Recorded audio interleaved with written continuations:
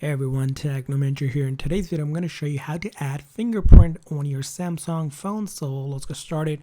Very first thing you're going to start by doing is going into your setting. Now from your settings here, we're going to go down to lock screen and AOD.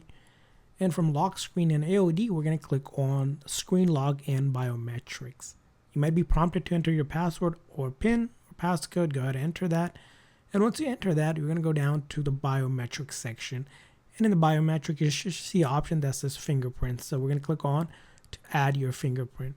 And now this gives you a quick information about adding a fingerprint that you can use to easily unlock and verify yourself in apps. So we're going to hit continue.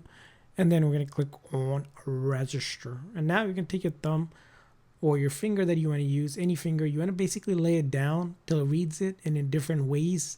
And you're going to hear like a little vibration or click, and then you just let go till it's at 100%. So here I'm doing this a few times. So I got to move my finger around, and let's go ahead and keep on doing till we hit 100%. And once you hit 100%, your finger has been added. We can add different fingers if we want by clicking on add, and once you're done, you can click on done. Now, if you want to use your fingerprint to unlock your phone, you want to make sure this is turned on, and for other features as well. And now we can see if we lock the phone, we'll see now we have added the fingerprint on here. In order to unlock, we'll just click on it, and now it has unlocked the phone.